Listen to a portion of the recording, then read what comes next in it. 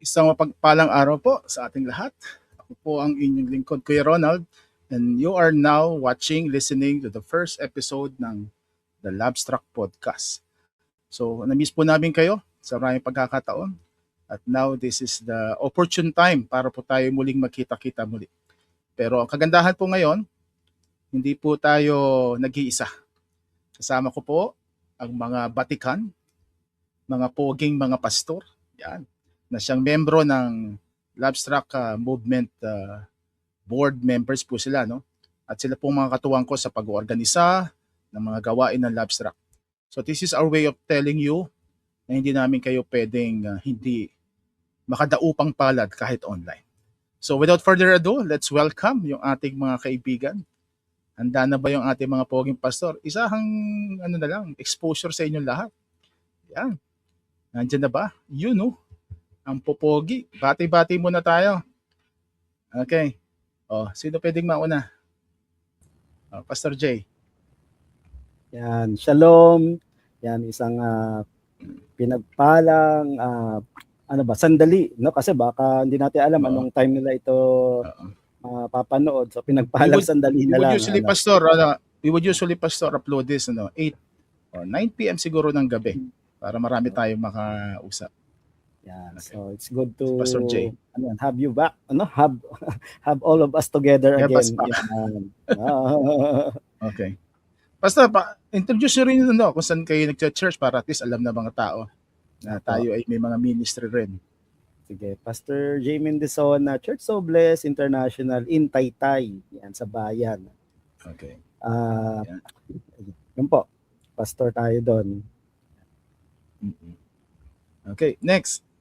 Unahin natin siguro, based on age ba to? Unahin na natin.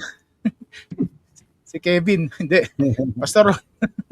Hello po, ako po si Pastor Ron Fortaleza po sa Marikina Christian Fellowship, pastor po tayo doon. Hindi po ako yung main, hindi po ako yung senior pastor, isa po ako sa mga pastor doon. Malapit na. Ganun. Si Pastor Ron, di ba, ikaw naka-assign sa Education Department, tama ba? Education Department. Yeah. So mula po sa mga children hanggang sa mga adults, kahit na seniors Yan po. So kung gusto niyo ng mga training sa discipleship materials, yan, si Pastor Ron ang lalapitan. Susubukan po natin mag-develop.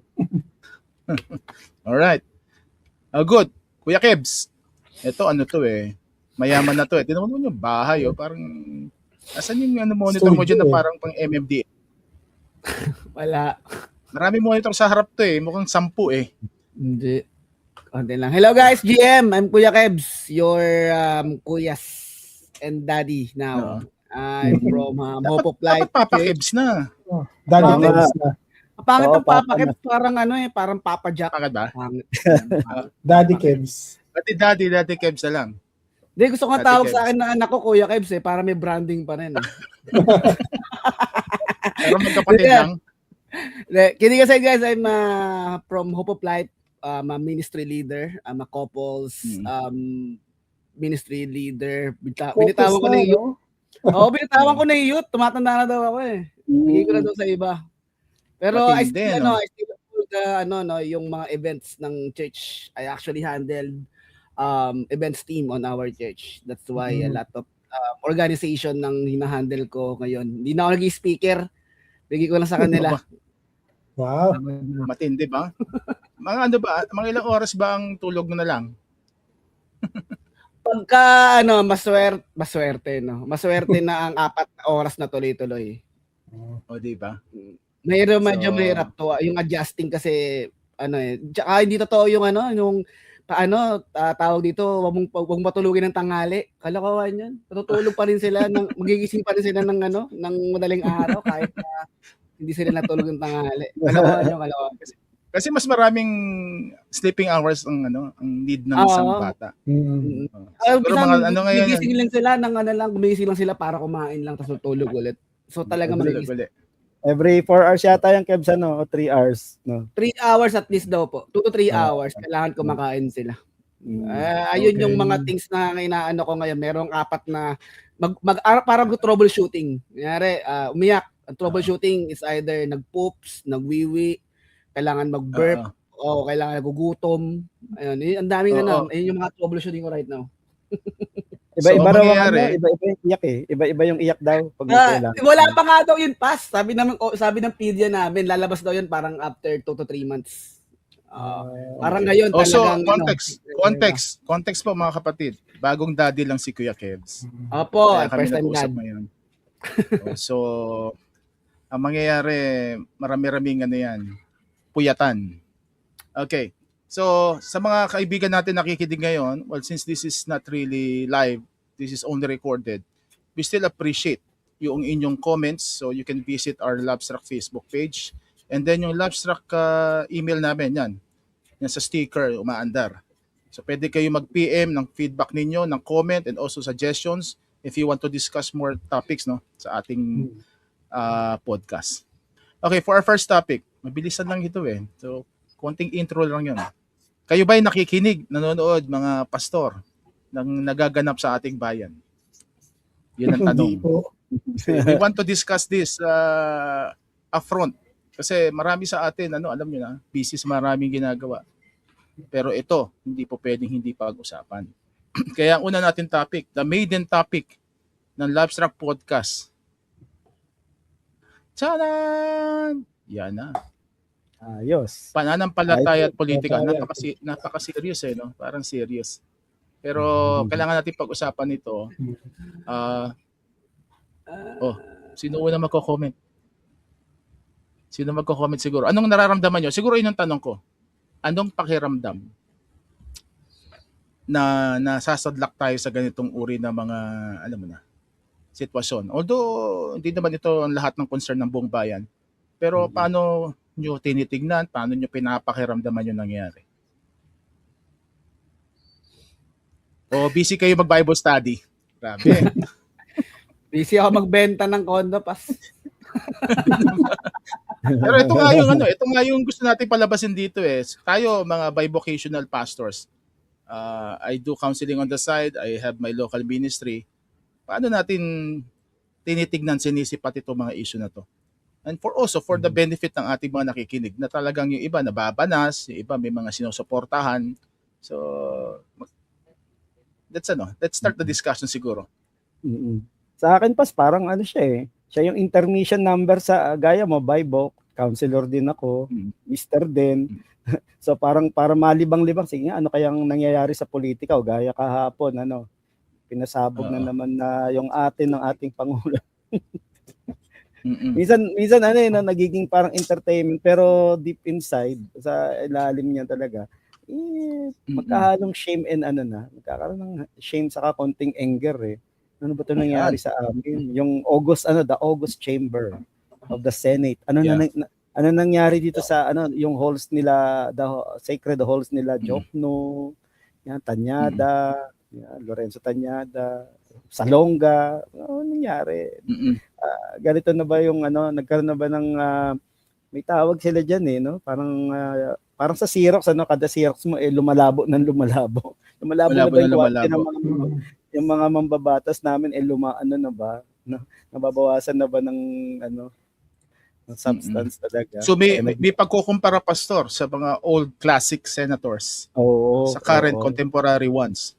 Mga statesman di ba? Yung dati, pag sinabi mo gano'n, statesman nga ang tawag sa kanila nun. Okay. That's true. Okay. Pastor Ron.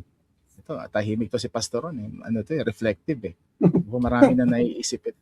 Ang problema, Pastor, walang i-reflect. Kasi para after nung tumagal yung kung paano nire-resolve yung sa issue sa flood control, parang nakakasawa na. Ang nangyari na po sa akin, maghihintay ka lang ng bagong post sa Facebook, ganon, na may gantong nangyaring Tapos parang ang effect nun, hintayin mo lang kung ano yung susunod na parang climactic na event. Kunwari kahapon may nag-walkout, tama ba kahapon, kagabi ba yun? Yung parang, may nag-walkout, ano kaya nangyari? Tapos biglang, wala ka naman pake. Kasi parang, Yeah. parang, may nangyayari pa ba? So pag Oo. ang ano mo lang, inaabangan mo, Circus daw nga daw, Pastor. Circus. ang inaabangan mo na lang kung ano yung susunod na mangyayari. Pero Nangyari. kahit nga kung may nangyari, parang ang feeling mo, wala namang mangyayari dun sa nangyari. Yung ganun po. Mm-mm. Yung wala naman niyang Okay. mariresolve. Parang drama lang to na may plot twist. Yung mga episodes. Pero yung plot Senetflix twist, nga tawag nila. Senetflix. wala naman yung kalukahihinatnan. So parang may Oo. ganong, at least for me, may ganong sense na gusto mo na lang hintayin kapag meron talagang natuldukan Oo. na pangyayari. Mm-mm. So at Parang least personally, ano, no? parang ganun yung nangyayari sa akin. Parang yung mga tao, parang bahala na muna kayo dyan. Doon na tayo makita sa finals. Parang ganun. Kasi Parang, wala naman itong mangyayari, feeling lang, wala naman itong mangyayari sa nangyari kagabi. Ano lang siya, parang spice lang sa, yun nga, sa Senetflix. Pero wala pang ano yan. Wala pang major. may nangyayari na, Pastor. yan. May nangyayari na, hindi sa Senate, sa NBA Finals. Okay? Di natin alam. Sa pag-upload nito, di ko alam kung nakapasok na ang Thunders. For sure, New York Knicks nasa finals na. So, mas natututukan pa nga yun sabi nga nila. Ito naman, ating real estate developer in the future. Agent ngayon, pero developer na to sa susunod. Ano po siya? Nakakatawa siya, pero di siya nakakatuwa. Yo. Hindi kasi parang alam mo yung issue ngayon na ang dami nangyayari sa Senate pero pinagtatawanan lang siya ng mga tao. Yun nga, yun nakakalungkot. Parang hindi siya, kunyari may barilan pero yung alam ng tao na hindi scripted yan. Parang di na sineseryoso ng mga Pilipino yung mga nangyayari sa Senate. Parang I mean, ewan ko pili ko kasi legit naman yung nila legit yung kanilang take about that parang tas tayo na tayo magawa kundi gumawa na lang ng memes, gawa na lang ng video, gawa ng katatawanan. Hindi kasi totoo kasi parang wala tayong magawa. To maintain our sanity. Wala tayong magawa on that parang wala tayong magawa as a Pilipino na ito yung nangyayari and all you have to do is just pwede ka mag-post online, pwede mo sabihin yung mga nararamdaman mo ni everything. Pero by doing that, after nun, parang wala naman nangyari. Kaya siya nakakatawa, pero di siya nakakatawa. Parang all the things mula nung sinabi ng Pastor Ron, di ba? Mula ng flood control, tagal na nun, until na wala pa rin naman nakukulong. Isipin mo, dito lang sa Pilipinas yung umamin na, pero di pa rin nakulong. Di ba? Umamin na nagnakaw, umamin na ganito, pero wala pa rin nakulong. Di ba? Parang on the spot, may ebidensya, things, pero still wala pa rin nakulong. Kaya parang ang hirap sundin yung batas kasi yung mismong gumagawa ng batas hindi naman sinusunod to. Nagkakaroon din ng So kaya siya nakaka-frustrate na yung mga tao di na naniniwala sa batas or somehow di na sumusunod sa batas. Parang kunyari ba to sunod sa batas sila nga hindi nga ginagawa Tapos may kita mo yung mga parang yung kanta nga, di ba? Yung batas para lang sa na lang mayaman. Yeah, compliance na lang nung pero in the sense, yung mga taong gumagawa hindi naman sinusunod. O yung mga kapangyarihan hindi naman sinusunod. Kaya siya nakaka-frustrate sa part ng mga taong gustong umangat pero wala silang magawa on that. Ayun, ewan ko, nakaka-frustrate talaga kasi wala ka magawa on that part. Yeah, I mean, you can pray, you can pray on yourself na you pray for the country, for the leaders and everything. Pero parang as a Christian, meron ka dapat gawin. Pero di mo alam kung ano yun. Di mo alam kung paano mo gagawin yun. Ayan. Yun yung mga things na mahirap on sa side ng ikaw bilang Christian na mahal mo yung Pilipinas. O mahal mo, syempre, kunyari, ako may baby ako Parang anong gusto kong makita nung anak ko in the future. Kasi ito yung nangyayari. Hindi mo alam. Ang hirap. Ang hirap. Yan. Hindi ko alam ano tawag sa yan on that. Group hug. Pero Pero pas yung ano, sabi ni Kuya Eb, Okay. Kuya Kebs, wala raw nangyari. I think may nangyari naman, di ba? Lumabas yung mali-malitang pera. Yeah, yung expose. Oo, na-expose di eh. ba? Pero wala pa rin nahuli. Pero wala nahuli. Wala nahuli, Oo, Wala accountable. Which made me reflect, Yun yung ano. problema sabi ko, dun eh. Ang haba ng Pero prosesyon, hindi makarating sa simbahan eh. Diba? Paiba-iba na ruta eh. Paiba-iba kasi na ruta. Tignan Oo. nyo pas ano, may major issue, bigla may pagka medyo mainit na, may puputok na bago. Eh kami nga nagtatanong nga pa ni Ate Le, ano nangyari sa issue ni Guo, Alice Guo? Oo. Makulong. Ano na nangyari sa issue nung ano pa nga ba yung mga yung sabongero, di ba? Yung kay Atong Ang. Oo. Hanggang sa ngayon ito na Senate Circus naman ngayon yung focus. So yung yung The Good 13. Oo. So, nararamdaman ko, well, sa atin, dito sa grupo, mataas yung sense of frustration talaga. Yung parang, ito yung nakita ko, Pastor, parang nanonood ka ng telenovela. Climax na eh. Tapos may panibagong episode na naman, bumaba na naman yung intensity. Kumbaga, parang pinaglalaroan yung emosyon ng mga Pinoy to some extent. Kaya ito rin siguro, Pastor, yung problema natin sa Pilipinas na I hope we can pray for it and also we can raise leaders para hindi mangyari ito. Yung sense of, well, naririnig natin yan, yung impunity, yung hindi napaparusahan yung mga dapat parusahan for justice. Kaya nga, to some extent, ito nagseta tayo bilang mga normal na tao. Suot naman tayo ng mga ministerial hat natin. Sa mga tao nyo naman, anong nararamdaman nila? Konting ano lang naman siguro, pulsing. Ano pulso ng mga churches natin pagdating sa bagay na to?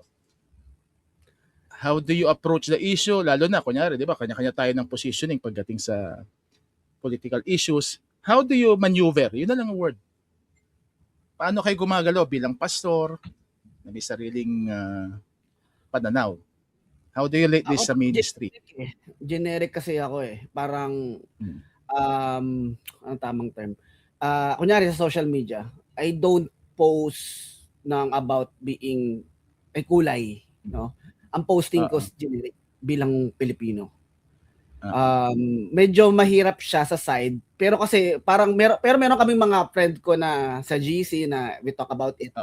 Pero on the side nung sa social media publicly, I don't post ng merong side, no? Kasi minsan lang kasi talaga na nalalabelan ka na ito ka.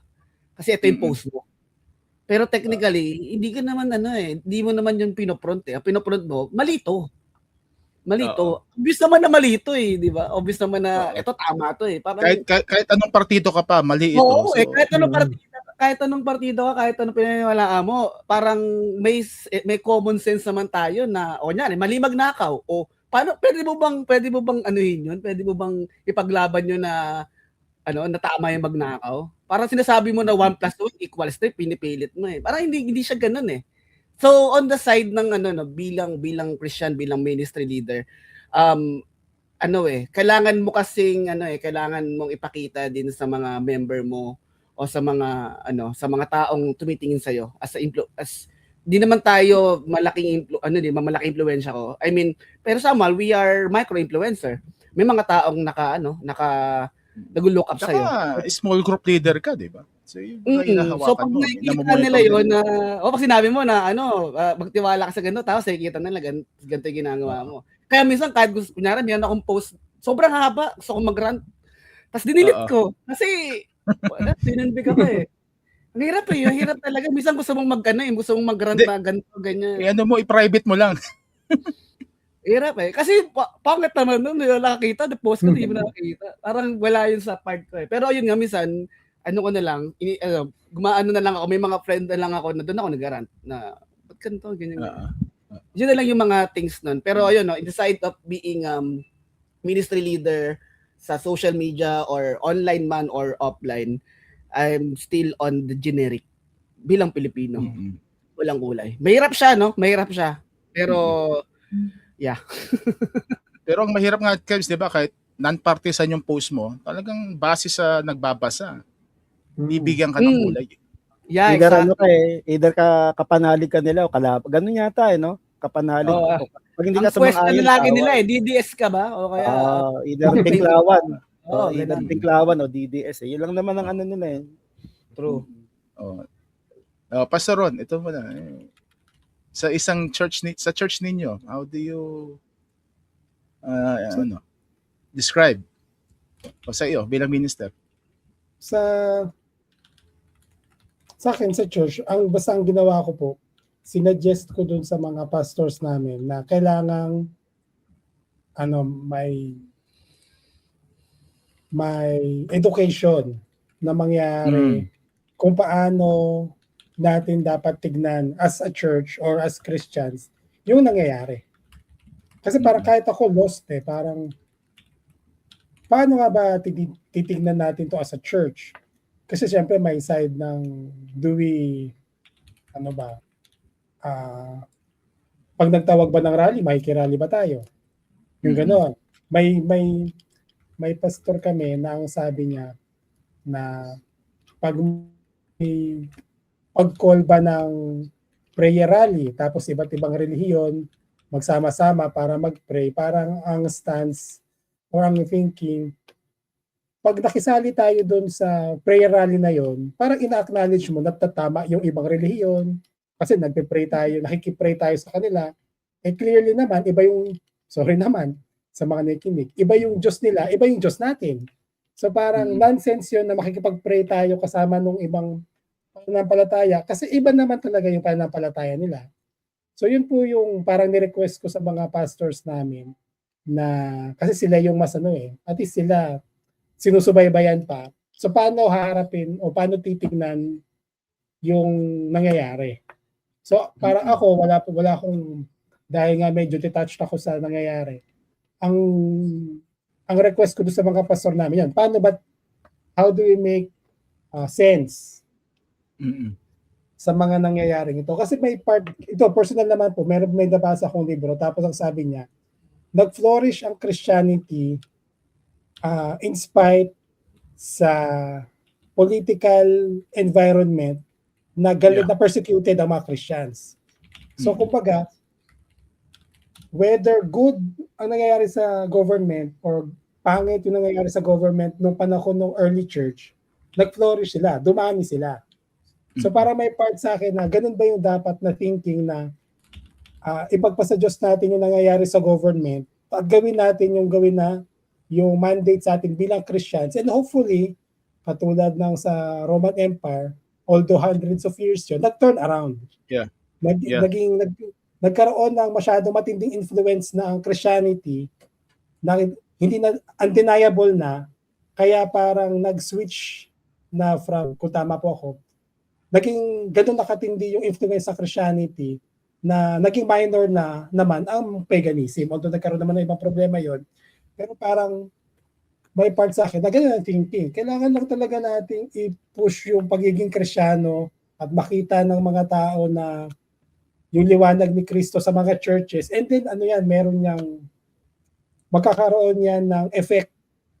So sana sa darkness ng mundo, kasi may boses na tayo, kasi marami na tayo. Parang ganun po yung, pero syempre, maraming taon yun yung gugugulin. So ganun po yung sa akin. Parang, so lumalabas, Pastor, yung parang, tama ba yun? Yung isang perspective na hindi nyo kailangan makihalo, makiingay. You are a separate entity in the world that could be the alternative, yun na, alternative society na nalabas doon sa magulong mundo, no? That's one thing siguro na. Hindi naman po gano'n na parang isolated. Pero parang yung idea na ipag-pray natin na ano man yung nangyayari sa government para na ano man mangyayari sa kanila na makapag-flourish pa rin ang Christianity. Parang Timothy yata yun, di ba? Sabi ni Paul, na ipag-pray natin yung mga people in government para ang Christianity makapag-flourish ng maayos. Parang ganun, parang iniisip ko, valid ba yun ngayon? At valid ba yun sa isang environment na, syempre, democracy tayo, compared sa Roman Empire na depende sa vision ng emperor, kung okay yung emperor sa Christianity, di mabuhay silang maayos. Kapag galit yung emperor sa Christianity, panahon ng persecution. Pero hindi yun nag-deter sa Christianity para para dumami at magkaroon ng influence sa society. Okay. May isa akong napaisip na tanong pero mamaya ako na ibabato sa inyo. Ano muna tayo? Lay down your cards muna, Pastor Jay. How do you approach this sa ministry? Sa akin for the past Sundays kasi sinasama ko sa message ko yung isang sign to na we need to talaga to be part of the Great Commission. Bakit? Kasi pansin ko pababa yung natin, yung standard. Tingnan mo, dati galit tayo nananakawan, di ba? Ayaw natin. Ngayon, okay lang manakawan basta may makita kahit papaano. Di ba kaya lang naman nagalit kasi, di ba? Ninakawan pero walang nagawang tulay, walang nagawang sabi ko, ganun na ba kababa yung ganun na ba kababa yung standard namin? Bumaba. Okay lang na lokohin nyo kami basta may may makita kami kahit papaano. Diba? Dapat ang standard dapat doon, huwag nyo kaming nakawan. Huwag kayong magnakaw. Diba? Sama yun sa commandments huwag magnanakaw. So, ganun. Kaya, ang ko sa mga members is, kung anong tingin nyo, siyempre, iba kaya iba, siyempre, ang feeling nila, mga entrenched na yung mga yan. So, parang tuloy lang ang, so, I present an alternative. Gusto nyo, may magagawa tayo, ano yung magagawa natin? Prepare the next generation by being participant. Pangalawa, okay lang na magkaroon ng holy indignation. Magalit ka pero galing sa holy indignation siya. And kami linggo-linggo sinasama namin sa prayer 'yan, Hindi ko man binoto yung presidente pero I'm of the belief na kung sino yung leader, ipag-pray sila palagi sa Bible. So sa akin, tinitingnan ko itong mga bagay-bagay nito and pinaprocess ko on the lens ng syempre bilang pastor at yung reference ko dapat yung galing sa vocation ko not for anything. Kaya yun, malungkot, simple lang. Tapos ang ina-emphasize ko lang sa mga congregation is talaga, evil is evil. Kahit bali-baligtarin mo yan, pinurahan mo, lagyan mo na ibang flavoring, evil Walang pa less rin. evil, no? Walang less evil pa rin. Lesser evil pa rin yan evil pa din, kumbaga. Kaya wag natin babaan sana yung ating standard. And yun nga, kumbaga kung may iba na, may mga kilala naman ako natatauhan na yan. Yung lesson sa atin yan. Na maging lesson sa atin yan. Sino pinatatawahan, Pas? Yung mga akala kasama ba sa leadership yan? Kasama ba sa core leaders mo yan? Hindi naman. Yung lang, kahit di churchmates na mga siguro nabudol ba? Sabi ko, yan, kasi makikita, natin let's learn to discern kung gaano ka-posible yung pangako. Siyempre may pangako naman, kaya nga pangako yan, pwedeng matupad o hindi. Pero tingnan natin how possible ba.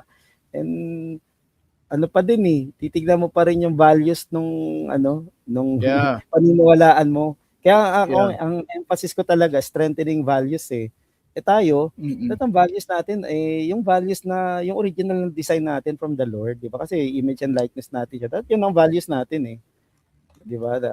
Pero naman sabi na nako-question yung values kung values pa ba talaga siya o option na lang. Yun ang tanong. Option, oo. Tapos nakakalungkot nga, iba pinapalabas na value pero kung makikita mo, wini-weaponize niya yung seemingly pinapalabas na yung values ay biblical pero nakita mo wini-weaponize lang to to defend yung hindi maling decision yung baluktot na decision. Tingin nila tama baluktot. Kaya yun, pastor, yung isa sa mga lesson siguro, ko lang, bago makakalimutan, hindi dapat tayo matuon sa Bible verse lang na sinite. Siguro mahalaga rin, silipin din natin yung values nung nagsasite ng Bible verse. Kasi kasi hindi pwedeng ihiwalay yung nagsalita sa sinabi. So when you talk of, di ba, sabi nga natin, Marami na nagsasite ng Bible verses sa politika, pero sabi mo nga, the word is nawe-weaponize at nakakapitalize kasi mayroong mga personal na mga agenda at interest. Okay? Sige, Pastor, tapusin mo na yung iyong ano. Tapos tandaan natin going yung line ng ano mo, tandaan natin na the devil quoted the Bible to Jesus eh. Yeah. Di ba? So, kabisado rin ng demonyo yan eh. Twisted Good nga thing lang. si Jesus discerning. Good thing Jesus was discerning, di ba? Kaya hindi siya yun be discerning. Kaya yun din, in-emphasize ko rin na basa not for devotion, basa for reflections din. And siguro ang challenge sa akin bilang pastor, paano ko ba magagawa mas relevant yung Bible sa pamumuhay ng congregation? Yan, gaya ngayon. Paano makakadaan dito sa crisis na to? Lalo na pumalo yung di ba, gasolina. May mga member kami, mga nagmomotor yan, di ba? Namamasukan. Yung mga ganun, paano ba sila ma-ease yung daanan nila, yung challenge of the times. So, ayun, sa values pa din, values formation, values formation and values clarification ba ang tawag diyan. Ito yung nangyayari ngayon, pinapalutang lang talaga yung values natin lahat eh. Yeah. Chine-check yung values ng bawat tao eh. Maging leader ng church, maging member, lahat tayo. Yeah. Ganda nung yung take ninyo So, kunin ko na lang yung ilang mga nasnabit ninyo. Okay ako kay Kevs kasi sabi, 'di ba? Iwasan natin yung yung pagbe-blur ng definition ng values. Yung evil. Tapos si Pastor Ron, educative, mahalaga, turuan ng mga tao, hindi anong iisipin, kundi paano mag-isip perhaps, para malaman yung proseso. Kasi, when you talk of ethics din minsan, political ethics, minsan hindi definite na black and white eh. Kailangan inuance mo, kasi may kulay gray. So, paano ko maglalaro dun sa mga bagay na yun? Tapos kay Pastor Jay, ayun nga, tinetest tayo sa ngayon. Pero as for me, sa lahat ng mga followers ko, you know where I'm coming from. Sinabi ko na to sa isa kong vlog. Ang hindi ko pwedeng ihiwala yung aking disiplina sa social science sa aking ministry. Pero, ito rin naman ang gusto kong sabihin. May pinanggagalingan din naman tayo bilang mga Kristiyano. Yung sabi ni Paul, we are so-called mga ambassadors ni Lord. Ano yung ambassador? Ambassador, hindi ka nandun sa isang lugar, bansa, papadala ka para makipag-away. Diba? You create bridges, you do not erect walls. So yung ministry of reconciliation, wag nating kalilimutan. I always tell this, every 3 years may election sa Pilipinas. Politicians come and go. Kung i-give up mo yung relasyon mo, you sever ties with your loved ones, maybe because meron kang political idol, pag-isipan mo kung talaga it's all worth it. Kasi every 3 years nag-election tayo So ano gagawin natin? As we go along with life, bawas na lahat ng mahal natin sa buhay. Kung nagsimula ka 100 ng friends mo, bugo na politika, siguro pag tumanda ka, 3 friends mo na lang. So parang isipan mo rin yun. Again, reflect on that. So, doon ako nanggagaling siguro perhaps. Although may mga positioning ako talaga. Kasi nga, I'm coming from a political science background. Meron mga definite values. And also, my undergrad is National College of Public Administration and Good Governance. Although hindi naman NCPAG lang kasi ang pangalan ng college namin dati, pero doon nanggagaling good governance. So may definition ng good, may definition ng bad. Ang problema ngayon, hindi na alam ng tao kung ba yung good and bad. Bakit? Kasi nakabase sa personality. Ang hirap sa Pinoy, tayo lagi tayo naghaharap ng Messiah. Honestly, lahat tayo naghaharap ng Messiah, di ba? Tingnan nyo, yung positioning sa mga issue, kung sino nagsalita, alam mo na. Laging panig dito yan, kahit mali naman yung framing niya. Anyway, so not to belabor yung aking position, pero ang punto pa ito. Ito ngayon, mga pastor. Ano naman na may papayo ninyo perhaps? Yan, mga awayan na sa church. How do you now engage when you do political discussion? Paano dapat mag-usap?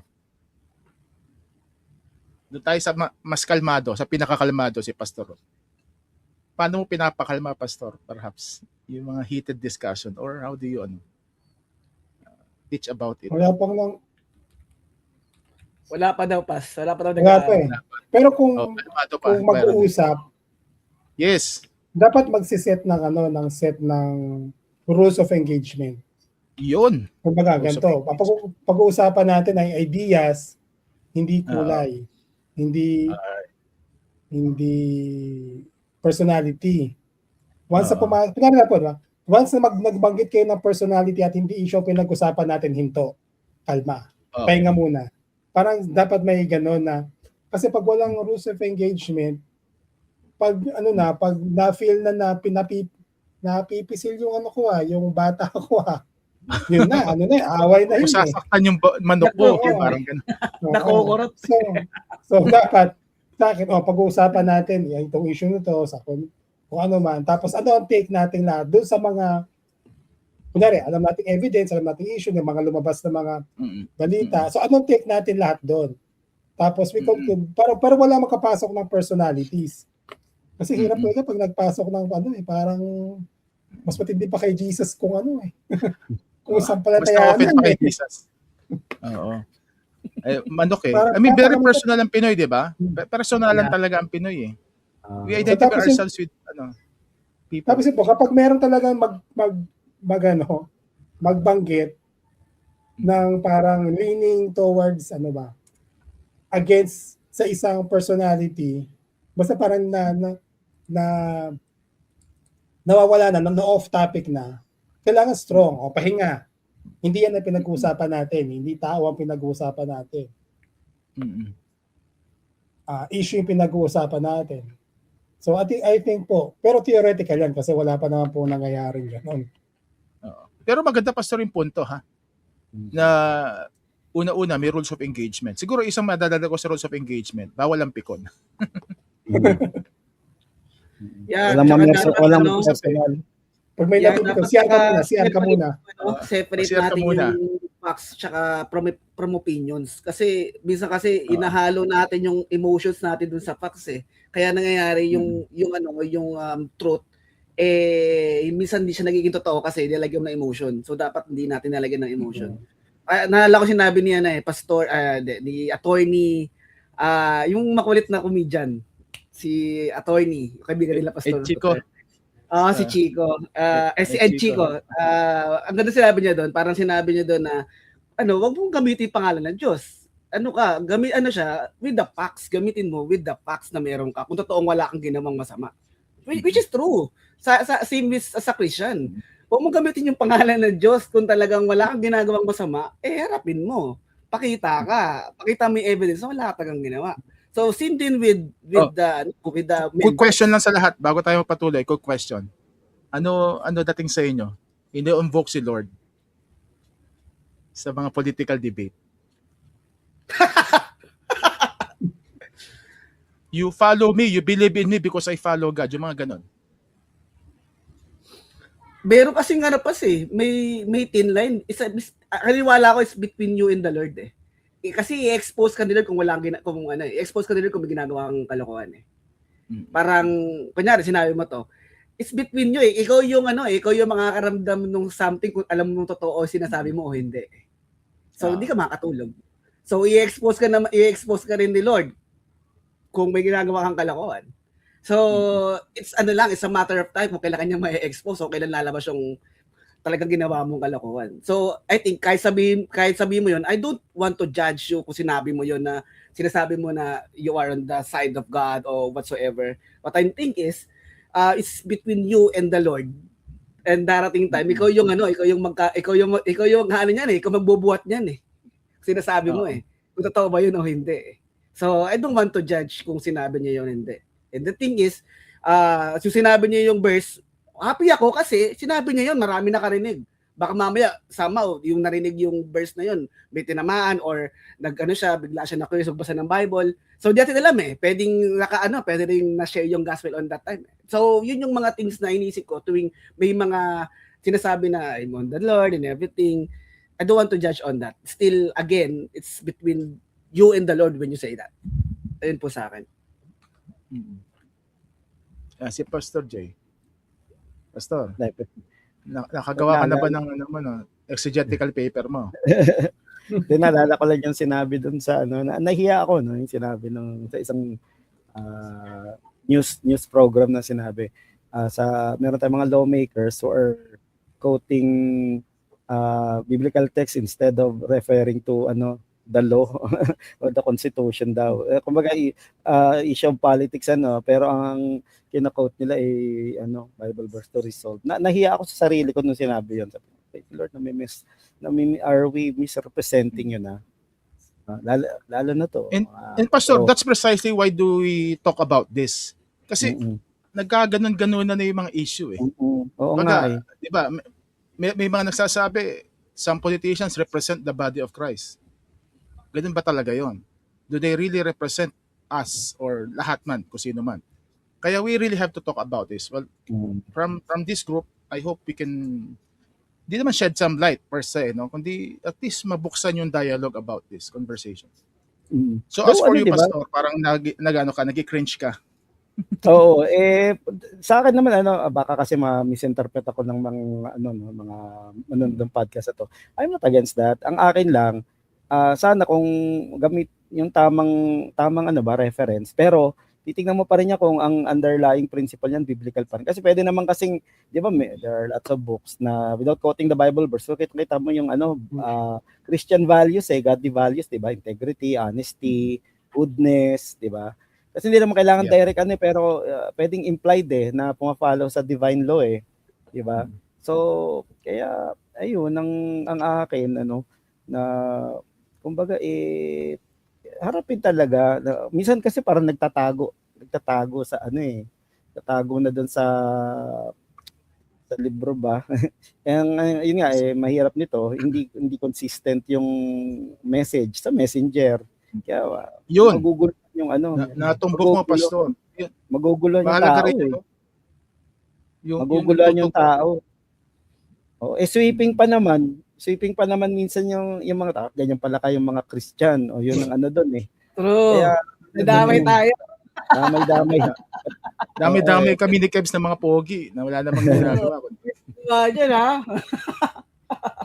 Pero Pastor process diyan simple lang naman kasi diyan ano ba yung greatest commandment Ako doon lagi I always return to ano ba yung greatest commandment. Yun Kaya kumbaga, miski mabagsik, ang tanong diyan, paano niya pinapakita yung love na sinasabi ni Jesus. Na miski yung yung to confront yung mga wrongdoers. So sige, confront natin, pero how do we confront them from the context of love, hindi hatred or anger? Pastor, ikaw naman. Sagutin mo ngayon yung tanong kanina, how do you engage? Extreme, yung talagang ako. Masugit. Ako pas. Ang issue simple lang Kasi ang namin, ang mission statement namin, walk in God's love, share the love to others, then share that love. Ang tanong ko lagi, yung behavior mong yan, paano niya pinapakita yung walking in God's love? Yung lagi ang tanong ko. Bumabalik ako lagi dun sa greatest commandment. Sige, gano'n. Against ka dito, dyan. Hindi ka agree dito. Sige, pero paano niya pinapakita yung pagsunod mo sa greatest commandment? Yan pag Christian yan, Christian yung pinag-usapan natin, member. Nagalit ka, in-unfriend mo kasi hindi sumasang-ayon sa'yo. Sige, yung ginawang pag-unfriend o pag-bash sa kanya, paano niya pinapakita bilang follower ka ni Jesus? Paano pinapakita yung pagsunod mo sa greatest commandment? Kasi doon tayo hold accountable di ba? Tingin ko Doon na baksakan lahat. Doon ang bagsakan oo Yeah. Well, sa lahat ng ito, honestly, marami ng mga nasirang mga pamilya, friendships, gamit na gamit, unfriend, block, unfollow. Buti ko unfollow lang pero hirap yung block na no? Block na. Mahirap kapag ka-churchmate mo, nakikita mo every Sunday. Yun lang. Ang mahirap pa pag pastor mo. Di ba hirap nun? Ay, Pastor, wait lang, may question ako sa mga pastor. Kayo po kasi yung mga totoong pastor. Ako po, hindi po ako pastor no? Pastor. Okay. Ano naman po yung take nyo sa mga nagpo-pulpit about their biases? Kunyari, pastor, tapos pinulpit mo na ito yung ko. Dapat ito, ginito yung ginawa niya. Nag-endorso. O yan, explicit, parang hindi directly, pero sinasabi nila na ito yung bias nila. Sa pulpito. Bias in what sense? Kasi lahat tayo may bias Anong bias ang sinasabi mo? Yes, on the pulpit. Parang dapat ba nilang gawin to or ewan ko, hindi ko alam kasi syempre ako as hindi naman ako pastor eh. So, kayo po, ano pong ang take nyo dito? Ay, mauna na ako. Sige po. I would answer your question with a question. What do you mean by bias? Kasi lahat naman tayo may bias eh. Yung mga biases tayo. Importante lang, yung bias mo is towards truth, righteousness, and justice sa akin. Ha? Tsaka kaya kailangan din may educative purposes at processes yung mga churches eh. Kasi, ayun nga pastor in a postmodern society, wow, postmodern. Minsan na wala nang standard eh. Kanya-kanyang trip sa buhay. Ito standard na dapat sundan kasi ito trip ko. So kung ma-offend ka, it doesn't matter. Basta ito standard ko. Kaya babalik pa rin tayo doon sa biblical values and standards. Kasi doon ako nanggagaling lagi. Ano bang basihan ko ba't ko nasabing mali ito? Kasi ito sinasabi ng Bible na tama eh. So wag tayong lumilihis. Diba sabi ng Lord, do not go to the left or to the right. Ito, straight lang tayo. Yung word mismo na nakatarungan justice sa Bisaya, it means straight. So palagay ko, yung bias na sinasabi na kunyari, yung pastor magsasabi ng bias niya, pag-aaralan mo rin kung saan siya nanggagaling. So ayun ang quick answer ko doon. Itong dalawang So hindi po siya, so technically hindi po siya mali. On your what you base doon sa sinabi, base doon sa text. Pero pag usapin na ng endorsement, ano na ako dyan. Okay. So kumbaga, kung ginamit, kunyari election. Yung mismong pulpito na gagamitin, iboto nyo to. I will not agree with that. Kasi unang-una, wag nating iwala sa mga tao yung kakayahan nila na mag-isip. Free will. Ayun ang pinagkaiba natin siguro sa ibang pananampalataya na na hindi cultic. No? Kasi kasi pag alam mo pag cultic tsaka alanganin, talagang kokontrolin At ang kaaway gusto mangontrol ng tao. Tayo, we let people decide. Pero ito naman ang ating role. I-educate sila. Pero ano man ang kanilang desisyon, igalang natin. Kaya ang punto ko lang, pag election, I would speak my endorsement base sa personal choice, pero hindi ko siya binababa. Bagaman, hindi ko maihiwala yung aking mga organisasyon, Labstrack, yung aking church. Pero hindi ko sinasabi sa mga membro ko, pag kayo hindi bumoto nito, tanggal ng mga kaligtasan niyo. Walang ganun. Pero, pinapaliwanag ko kung tatanungin ako. Okay. Pero kung hindi ka tatanungin, hindi bumihin. Although sa akin kasi, usually, the last 2 elections, I made explicit announcement about my candidates. Pero hindi ko siya ini-impose sa mga tao. Tapos ito pa. Hindi tama pa sa on the pulpit. Kasi ang pulpit kasi sacred yan sa akin. Sacred ang pulpit. It's for the reconciliation ministry. Kasi when you preach, call to action yan for you to follow Christ. Ang problema ito, matapatanongin yung tao ano ka ba? Pastor ka ba? O propagandista? Yun ang tanong Diba? Minsan hindi mo na ma-distinguish So kailangan, pag nandun ka, pastor ka, gospel ambassador ka ni Jesus Christ, yung totoo At reconciliation ng iyong process. Hindi ka mag-alienate, hindi ka gagawa ng other enemies kasi gusto mo mapalapit si Jesus sa tao. And there would be a ways on how to do it kahit nagsasalita ka politically. Anyway, yung dalawa natin poging pastor. Anong take mo? Natawa ako doon, pastor ka ba o propaganda? Ako tingin ko ano ka ba o apologies. Minsan hindi lang propagandista, apologist pa no. Well, sa akin kumbaga pulpito nila 'yon Pulpito nila 'yon. So sila dapat ang gatekeepers noon kung papayagan nila. Now, to judge yung tama o mali na yan, sa akin kasi yun nga, obvious naman na ito for the message of the, kaya lang minsan inahalo nga nila sa sermon. Kumbaga, nai-integrate nila doon sa message ng gospel. For me, I always look from 2 lenses. Una, yung lens na, yun nga, greatest commandment.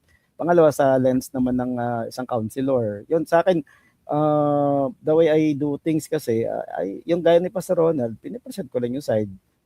Pinaano ko, in-explain ko, and then I let the people decide. Yan na.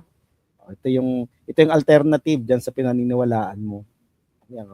Kasi at the end of the day, sila pa rin ang magde-decide. Ngayon, sa ginagawa ng mga kabaro na ganyan, kasi ako, miski nakakainis minsan o nakakalungkot, ginigrieve ko na lang yung ginagawa ng ibang kabaro sa pulpit. Hindi ako nagpo-post ng patama or kasi ang I believe hindi ko alam kung ano ba relasyon yan sa Diyos no, baka mamaya close ko nagkamali lang. Kumbaga I let God deal with that person na lang. Lord kaya pong bahala. Pero I pray Lord kung may scale sa mata matanggal no, kasi malaki yung pananagutan yan dahil mas iba yung standard ng dealing niyo sa amin na nag-handle ng message niyo. Mas mataas. So nanggagaling ako sa ganun inis pero mas nagki-cringe ako na Lord, paano yung nito kung paano yung accountability nito sa inyo no, sa accountability niyo. Kasi kahit naman sabihin mo lang yan magde-defense mechanism lang yan kasi kumbinsido siya na tama yung ginagawa niya no, kaya nga gusto niya kontrolin yun ang position ko na nalulungkot na concern yan. So to clarify lang po yung sinagot nyo. So mali po na i-pulpit yung ganong part. Oo, sa akin sa akin, sa tingin ko. Kasi hindi ko ginagawa 'yun So ibig sabihin dahil hindi ko ginagawa, tingin ko mali 'yun. Tingin ko hindi pala mali, hindi appropriate. May tamang yun yung tama siya platform or venue. Tamang platform or venue. Okay, thank you po, Pas. Very attractive kasi yung pulpito kasi captured audience yung mga sa simbahan. Lalo kung naka-live kayo. You're violating pero you're violating yung kanilang kanilang parang interest kasi nagpunta sila sa church to be refreshed, di ba? Usually punta naman tao maayos, may mga tao may pinagdadaanan diyan. Tapos babanatan mo ng ng political mga chuba-chuchu, mga sabi nila. Usually Kuya Keds, ang ginagawa ko pag pag yung talagang nakita kong yung na may confusion na, yun yung time na ay clarify sa pulpit. Yung mga certain national issues.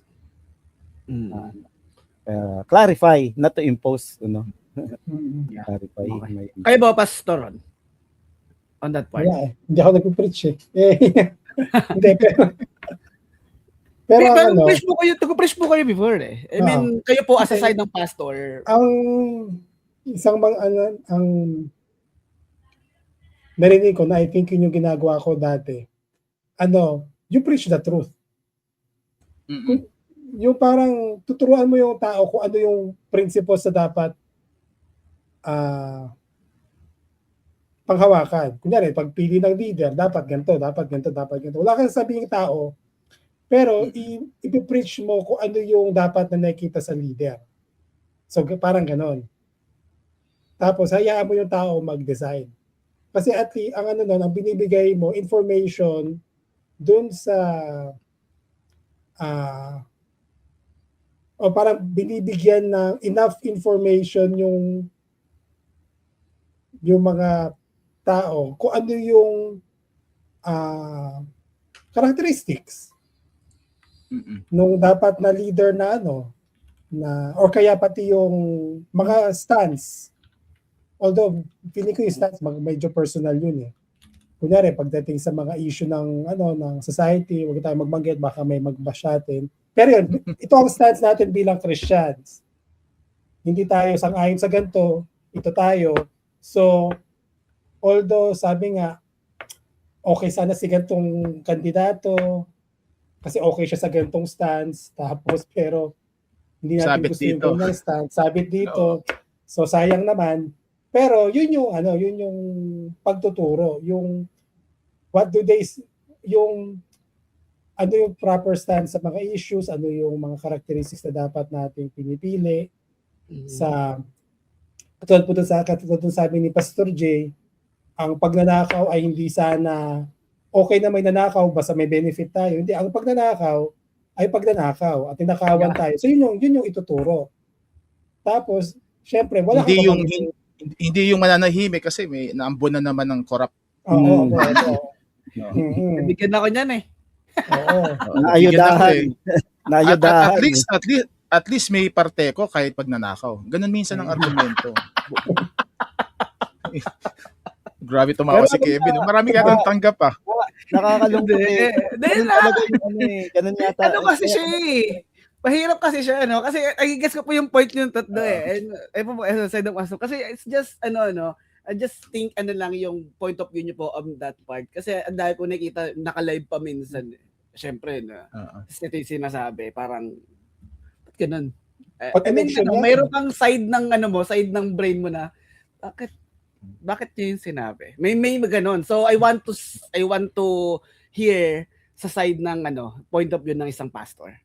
Pero yun, hindi mo gagamitin talaga dapat ang pulpito para Kasi parang kapantay na ba ng taong to si Lord na ini-endorse mo na siya sa pulpito? Si Lord ang ini-endorse natin sa pulpito. Magkaroon tayo ng relationship kay Jesus.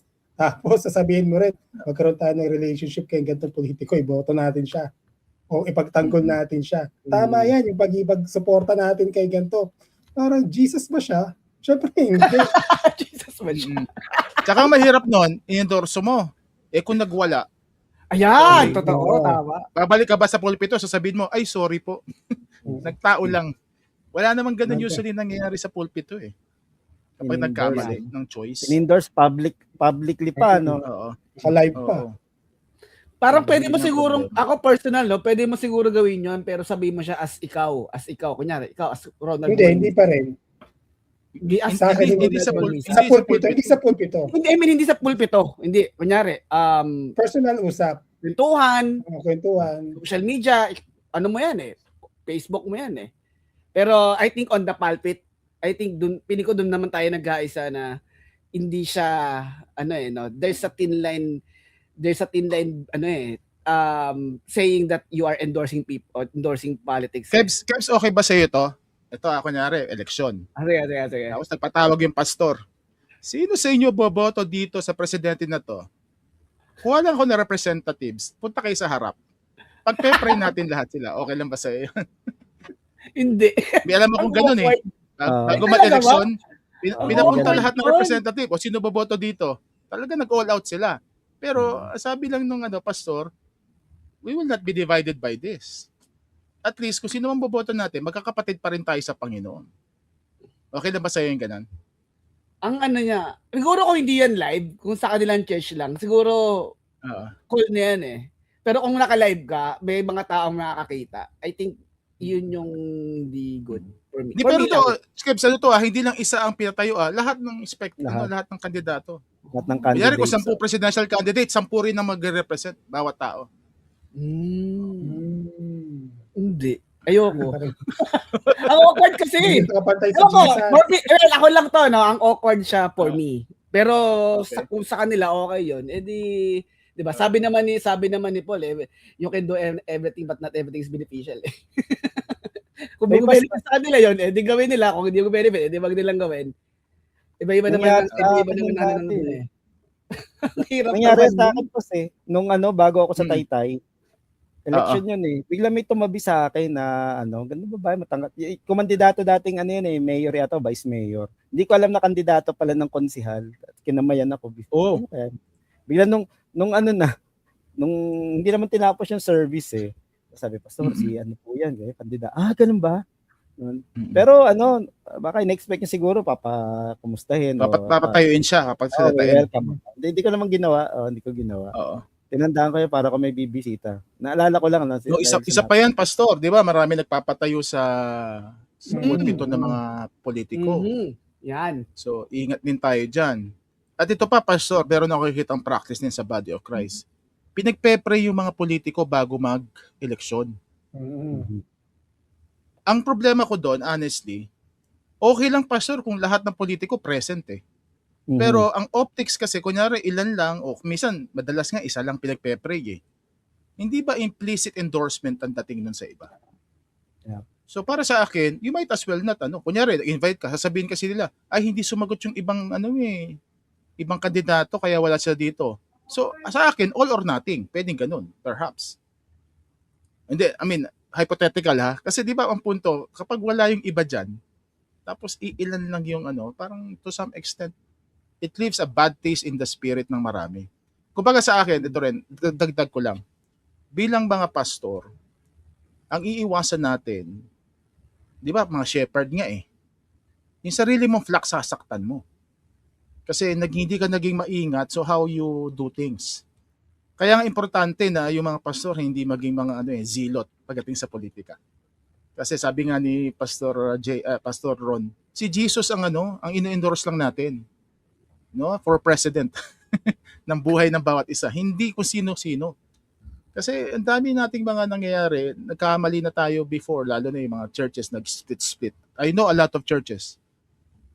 Sabi nga, the body of Christ really expands not by subtraction, but by division. Nag-expand daw ang body. Joke siya in a way, pero ang punto, malungkot na parte yun. Kasi hinati tayo ng political persuasion. Anyway, nakakaisang oras na pala tayo. Pero ito na lang, last, babato ko na lang sa inyo. This is a good conversation. Ano ngayon ang lesson? Overall lesson na lang. Bago natin iwan yung ating mga kaibigan, mga kalabstra. Kung meron kayong iiwang great lesson, how we engage in politics as Christians, ano yun?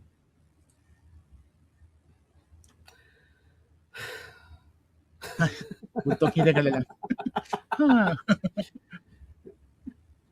Lalo na, ang dumi. Ako na mauuna. Dumi per se. Kung pag-ano lang, komplikado lang ang sitwasyon. Saka ang ingay. Okay, Kebs. Siguro, Papa Kebs. It's just masyado ng maikli ang buhay para magkaroon ka pa ng kaaway. Oo. Yeah, parang sana wag nating sayangin yung relasyon natin sa sa tao. Ako kasi I don't burn bridges eh. Parang on my side, kung ayaw mo tong pag-usapan, kung hindi tayo magkakasundo, wag natin pag-usapan. Kapatid pa rin kita. Parang ganun. It's just, kung tatanungin mo, sasabihin ko si totoo. Something like that. Pero ayun lang, it's just, we need to, parang sabi nyo nga po, ang election, 3 years lang yan eh. Parang parang every election, ngayon nga, wala pa yung election, ang daming nagbablock eh. Di ba? Ang dami na nag-aawat eh. So, it's just, parang ang dami natin pinagsamahan, tas dahil lang, ikaw, ito yung mo, biglang ayaw mo na sa akin. Parang, hindi dapat ganun eh, no? So we need to agree to disagree on some part ng word na yun. Yes, learn to agree. Pwede naman kasing hindi ka nag-agree sa kanya, pero magkaibigan pa rin kayo. Tayo po marami, asawa ko nga dahil namin hindi pinag-agreean, pero mahal ko pa rin siya eh. Di ba? Yes. Di naman kaya nga kayo nagka-baby, di ba? Kaya nga nagka-baby. Hindi naman porque hindi ka nagkakaintindihan, hindi mo namamahalan yung tao eh. So piling ko same din with the politics. Maaring di mo gusto o di kayo parehas ng payo kasi magkaiba kayo ng pinagdaanan eh.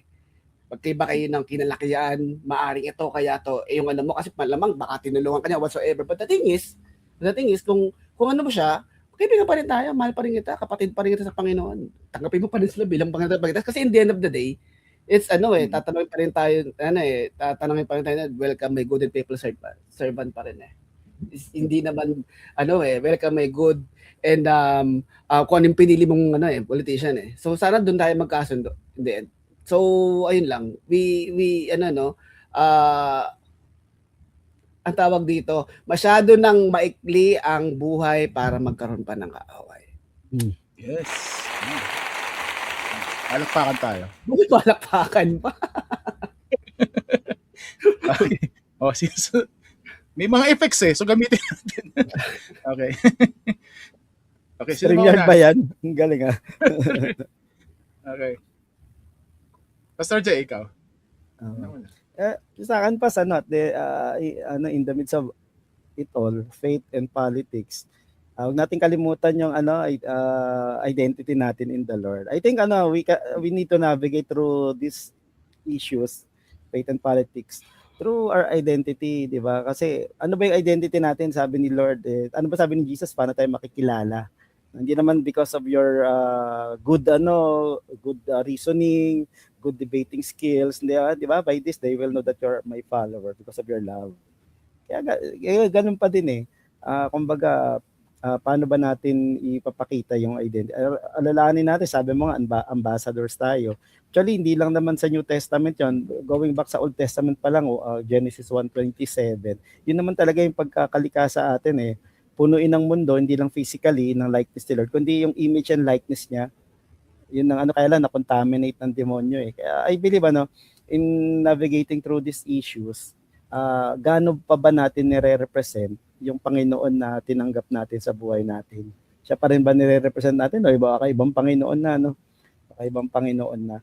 I always go back to the greatest commandment. Kasi yun yung trademark natin dapat bilang tagasunod ni Jesus. Through that, matututo tayo mag-temper kahit inis na inis tayo, matututo tayo mag-correct with grace, no? Kaya ganun. Matututo tayo mag-sorry kung may pinag-pray pero pumalpak siya. Matututo mag-apologize, no? So, yun ang lang, no? Simple take ko dito. Okay. Si Reverend Ron Fortaleza. Pastor, wala kang mic. Sorry.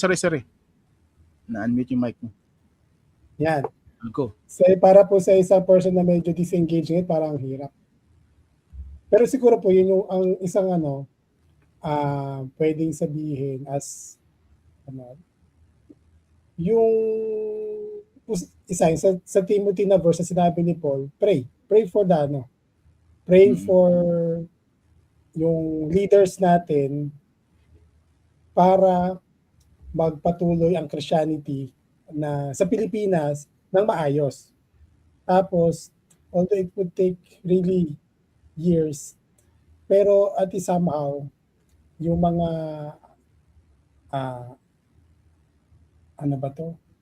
pagkakaintindi ko, yung sexual revolution, kinailangan lang ng 10% ba ng whole population para magkaroon sila ng impact ng malakas na voice. So, pag-pray natin na maging maayos ang ating bansa, na maging freely ang ating pagiging Kristiyano at patuloy pa tayo magligtas ng mga tao para yung magkaroon ng sapat na voice, napapakinggan tayo ulit. Kasi pala naalala ko, ito po, na-share, parang napag-usapan lang namin sa aming pastoral staff. Sorry, dalagdag po akong kwento. Bakit daw yung mga politiko natin, kapag medyo hindi okay yung status nila at parang kukulihin, biglang nagbabasa ng Bible, nagba-Bible study, parang naboborn again. Yung hindi ibang religion sila kumakapit. Parang ang dating, nagbabasa na ako ng Bible, nagba-Bible study na kami, na-born again na kami, kaya mabait na kami. Parang medyo hindi siya magandang effect na parang ang daling maging born again tapos i-defend na yun na paniwalaan yun na kami, born again na kami. May track record na hindi maganda. Pero yun, yung kailangan talaga makita yung magkaroon ng strong enough voice, although I think meron na rin po paunti-unti sa atin na medyo may bigat na sa society pag ang nagko-call out for truth and justice ay mga Kristiyano. Pero yun po, matagal po yun. Pero kailangan nating kasi po pinagagalingan ko, nag-turn around ang Roman Empire kasi marami ng Kristiyano. Tsaka kitang-kita yung effect ng Christianity sa isang empire na gustong tirisin ng Christianity. So ako po ang hope na sana ganun din, na maging masyadong impactful ang Christianity sa Pilipinas na hindi na tayo pwedeng hindi pansinin. Ganon, na yung tinuturo natin talagang bumabago na nung society, may tulong man ang government or wala. Kasi ang nagdidikta na ng kung ano ang truth, again, naibabalik na sa kung ano talagang katotohanan. Kasi nagagaling na sa mga nagtitiwala mga tao kay Jesus. Although parang ideal siya. Okay. Well said. So, Paul, as for me naman, I would like to cite siguro yung sinabi ni Paul sa Romans, no? Yung sinabi niya ito. Yung Romans 40:19. So then let us pursue what makes for peace and for mutual upbuilding. So the context of the verse basically ay yung mga Kristiyano na dating pagano, paano sila makikipambuhay ngayon sa mga unbelievers. In principle, iba yung values compared sa kanila. Di ba, sabi rin po sa Romans 12, do not conform to the patterns of this world. Kasi iba talaga yung values ng mga Romans during that time. Ang pinakapunto ni Paul, realidad na maraming divisive issues sa buhay. Kumbaga, isa to sa mga kailangan nating tanggapin sa body of Christ and also sa mga politically engaged. Iba-iba ng investment emotionally, di ba, ideologically sa mga issue. Yung iba disengaged, yung iba sobrang engaged. I would like to quote galing kay Reverend Kevin Macalino Parungaw dati. Sabi, we must learn to yung agree to disagree. Yes. Tanggapin natin na mayroon talagang points of diyan, yung debate. Pero yun din ang sabi sa atin. As Christians, as much as we would like to say our piece, may mga mag-o-oppose talaga. Nonetheless, yung mutual upbuilding pati yung peace attitude.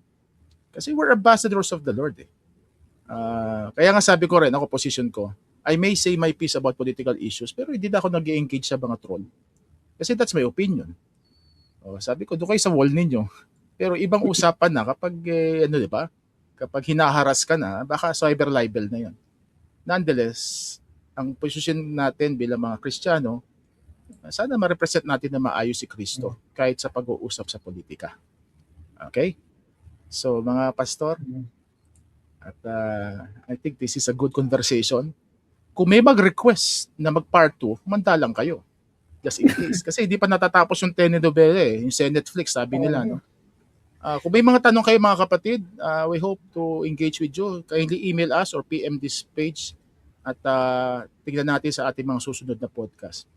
Because sabi nga ng ating topic, no, ng ating byline sa podcast, ano ba sabi natin? Nakalimutan ko. Ito, ayan, di ba? Tatagalin ko muna kayo, Ito muna yan. Yan, ano sabi dyan? Ay, tagalin natin yung father. Sorry, Yan siya na. Yan, di ba? We want to renew minds, refine hearts, and redeem lives. So, tandaan nyo mga kapatid, yan yung pinaka-intensyon ng ating podcast. Okay? So, maraming salamat. Siguro, Pastor Jay, let's end with a short prayer siguro bago tayo magtapos. Pwede ba? Sige, Let's pray. Yes, Triune God, we thank you for the privilege of serving you and the privilege, Lord, of having this conversation. Thank you, Lord, for the freedom na kaya namin magbigay na kanya-kanyang palagay without fear, Lord God, persecution.